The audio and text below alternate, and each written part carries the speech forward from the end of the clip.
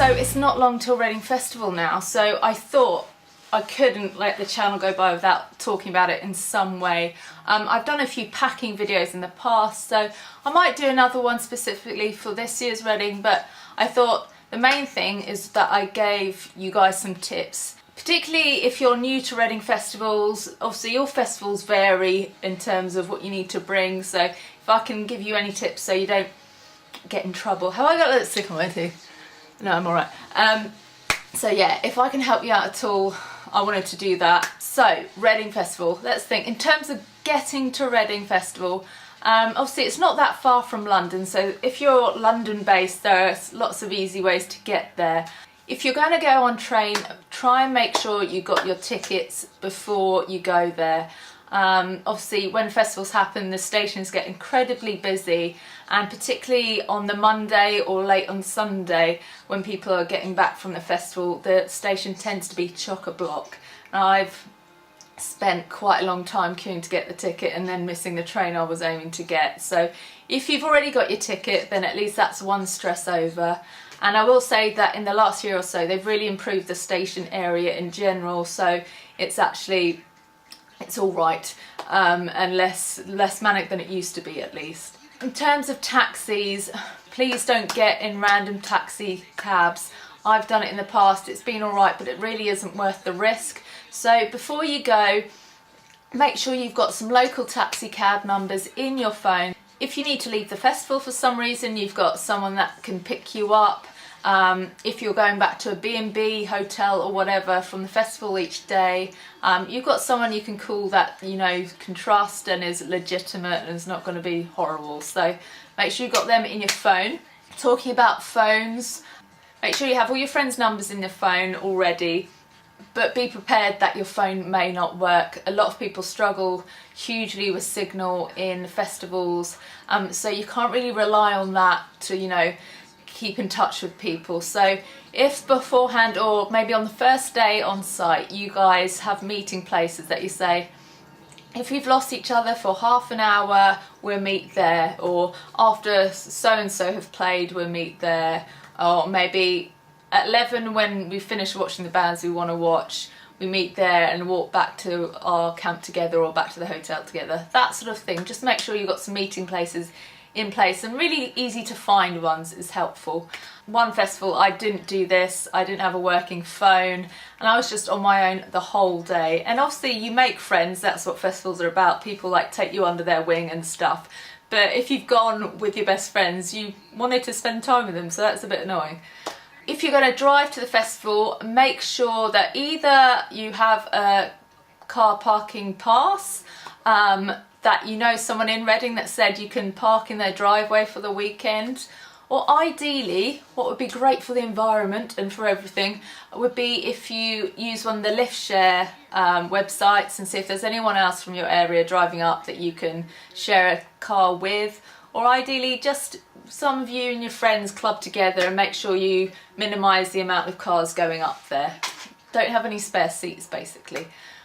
Every year the food stalls at all these festivals are improving. There's far more choices, far more exciting options. I know a lot of, you know, the high street food brands are starting to do stalls and stuff at these festivals, but there's also still a lot of bad stuff, a lot of stuff that makes you feel a bit you know, a bit crappy. So make sure you've just got some bits with you that you can snack on, keep your energy levels high, like really sustain yourself throughout the day. Things like nuts are good, dried fruits.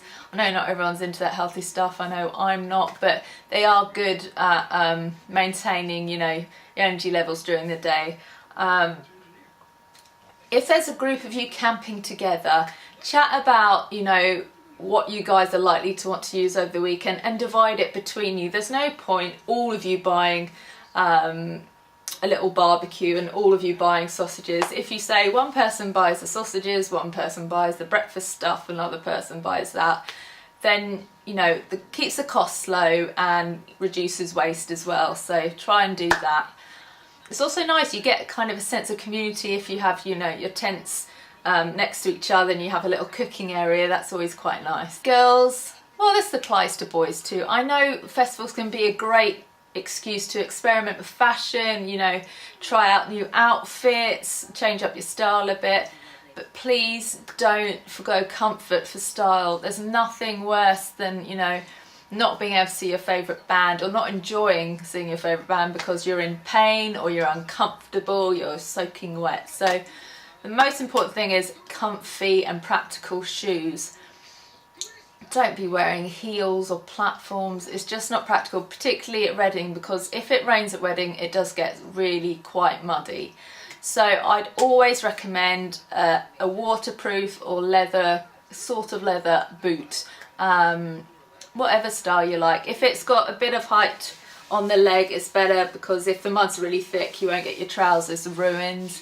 And make sure you've worn them in ahead of the festival. I wore some brand new ones last year and I ended up with blisters and it was miserable. So make sure they're really comfy shoes and waterproof. Obviously, if the forecast is that it's going to be awful, then do bring wellies. I don't find wellies particularly comfortable, but if it is welly weather, make sure you've got some long socks just so it doesn't chafe on your calf, because that's also uncomfortable. Now, rain. It's very likely. It seems to happen every Reading festival for some reason. So make sure you've got a waterproof jacket with a hood. There's so many now that, you know, it's not all about going to Millets and getting your Peter Storm one, that, you know, the ones that your parents like that are for like camping and walking holidays and stuff. There are really trendy, colourful, interesting ones you can get. So don't feel like you're abandoning all your style notes because you've got to wear a waterproof jacket. That's not the case anymore. I always like to have hats, preferably beanies, with me as well, because after just a little bit of rain, my hair looks pretty disgusting.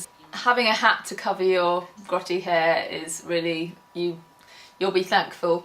Even when it's summer, you know, it can get quite chilly at night, so it's nice to have a beanie just in your rucksack that you can just put on to keep you a little bit warmer at night, because, you know, a lot of warmth goes out of your head. Bring some first aid type articles with you.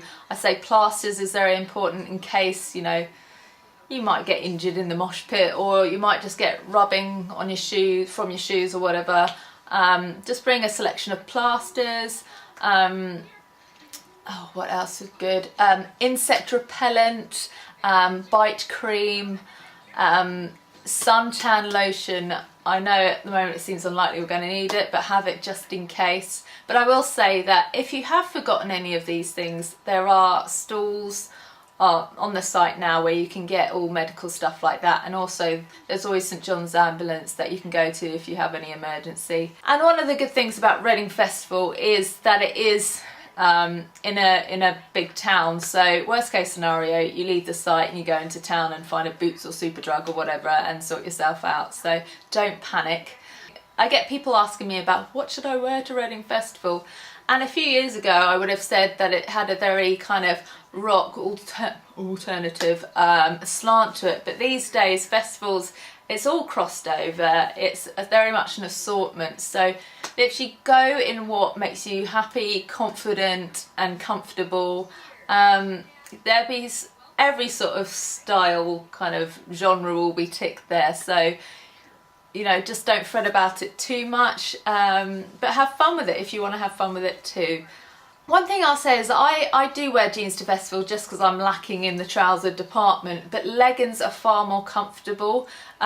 When you're kneeling down, when you're a bit tired from standing and watching bands for a while, or if you get a bit wet, jeans can get very heavy and a bit tight and, you know, a bit uncomfortable. So if you've got trousers that are of a softer material or like a legging, they are really handy, and they're good because if you've packed lots of dresses, you can put leggings underneath them. Same with long tunic tops and stuff, so they're just a useful thing to have in there. Bring some shoes to change into for the journey home. If you've been wearing quite heavy, clumpy boots or wellies all weekend, your feet are quite tired by the end of it, because think how long you're standing on your feet. And hopefully you've been, you know, getting involved, watching the bands. So when I've got the journey home, when I know I'm not going to be facing any mud or any tricky terrain anymore, I put on my comfy shoes, whether that be your Converse or your Vans or I know some people still wear Uggs. Whatever you want that makes you as comfortable as you can for the journey home, make sure you squeeze that in somewhere, you won't regret it. Pack a warm jumper. Like I said earlier with the hat, it does get quite chilly at night, and I usually pack a zip hoodie in my case, because one hood, if it's just a bit showery but not quite, you know, full on enough for waterproof jacket, you get a bit shelter.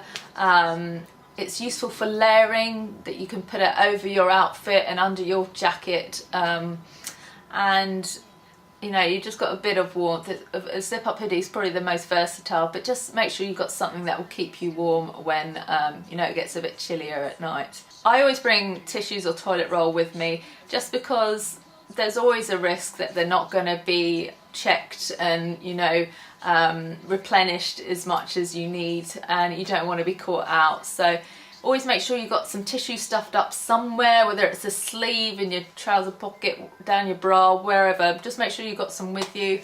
You can get these toilet rolls that don't have the cardboard in, so they squash down a lot more if you want to put them in your bag. If you've got wet wipes with you, you can obviously use them as well.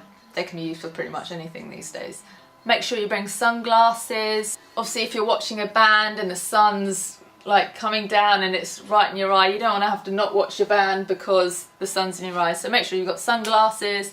They're also good at hiding how tired you are, the lack of makeup, or whether you just look a bit haggard from a night of camping. So they're a bit of a lifesaver as well. Make sure you've downloaded or bought one of those what they call lanyard type things that have the times on there. Maybe do a rough plan.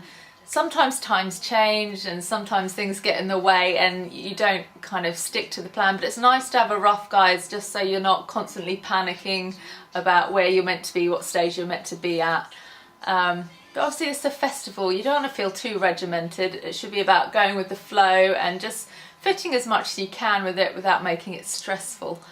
Now, I know a lot of people think getting a guest ticket is the be all and end all, but I just want to tell you, yes, the toilets are better because they're used a bit less, but apart from that, you're not missing out on anything. And the people that, you know, think you want to be side of stage, let me assure you, side of stage isn't great at all. The sound is terrible. You usually feel like you're in the way. You can see the side of the band, but you can't see their faces, and you just don't get the feel of being in the crowd. So I can assure you that being in the crowd, feeling that atmosphere and getting the best sound quality is far better. So don't fret about sneaking into guests, it's really not worth it. I couldn't find my tent one year. I just hadn't taken a note of where my tent was. It was so vast, it can be a bit overwhelming. You can find yourself getting lost. So don't rely on other people to remember where your tent is. I know I do that when my boyfriend parks the car. I presume he's clocked where we are, but make sure that you've written it down, maybe somewhere on your phone or somewhere that you can find, even if your phone's, you know, battery's gone, what part of the campsite you're on, because you don't want to be just traipsing around the campsite at midnight not being able to find your little bed. So do that. I know there's lots of lovely, beautiful, stylish bags out there, but you've got to think about practicality, safety and comfort. As I've said again, I know I'm getting a bit boring with this, but I bring a rucksack just because that's what I need to do my work. But if I was just enjoying the festival as a punter, I would bring a bag that goes across my body and is on the side that has some secure fastening. If you have a rucksack, you have no idea what people are doing behind your back.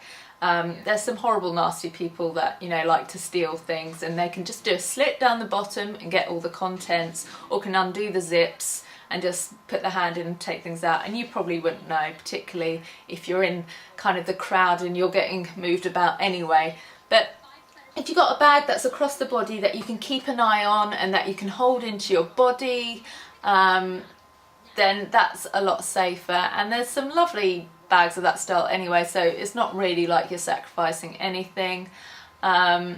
And the good thing about being across the body is the weight is kind of shared across both sides of your body, rather than if it's on one shoulder you're a bit weighed down and get a bit sore up there.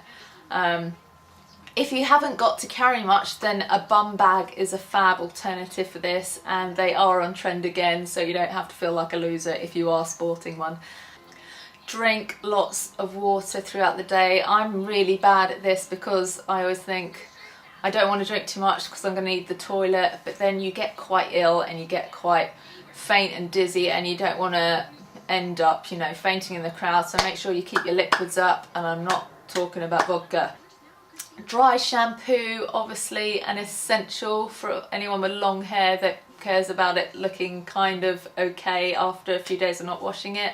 Girls, you might want some feminine wipes just to keep yourself feeling okay, and I always bring like panty liners and tampons just in case the worst thing should happen and you come on unexpectedly. You don't want to be caught out, that would be horrendous. If you're going to be a bit naughty, or you think there's a chance you're going to be naughty, please bring a condom. It's going to be a grubby experience as it is, but at least make sure you're safe. I know this is probably a bit extreme, but when I was younger at least, I used to have a bit of paper in my wallet or in my bag that kind of had my home number in, my name and a few details, just in case anything happened to me. Maybe I passed out somewhere or something, someone knew who I was and who to contact to let them know that I was in a bit of trouble. Try and bring as little stuff that is valuable to you, because it is at risk. Every time you leave your tent there is a danger someone horrible could come in. I've always been lucky over the years, I haven't had any incidents, but I know people that have had things like cameras stolen and stuff. So just, if you don't need to bring it, don't. And just be very aware is what I'd say. So in my eyes, Reading is one of the best festivals. I think this is something like my 15th year. It might be a bit less, I don't know, I've tried to stop counting, but you'll have an amazing time. It's always an incredible lineup. If you have any further questions, please don't hesitate to ask below and I'll try my best to answer them. But just look after each other. You know, some people get themselves in a bit of a pickle because they've, you know, taken something, perhaps they've drunk too much, perhaps they've lost their friends, perhaps they're a bit poorly, whatever. Just look out for those people that look like they might be a bit lost or a bit in trouble there. You know, if someone falls down in the mosh pit, try and pick them up or just make sure they're all right. These sort of things just help make a festival a really nice thing to be a part of. Most importantly, enjoy the music. And I urge you, don't waste your time trying to, you know, meet the bands. This is your opportunity to hear the songs you love, like, live, and that there's nothing better than that. So use your time wisely, enjoy those moments. Festivals are so great for creating amazing memories, so just have fun with your friends, make new friends, just have an unforgettable weekend. And if you see me there, I'm going to be very stressed because I've got a very busy weekend ahead.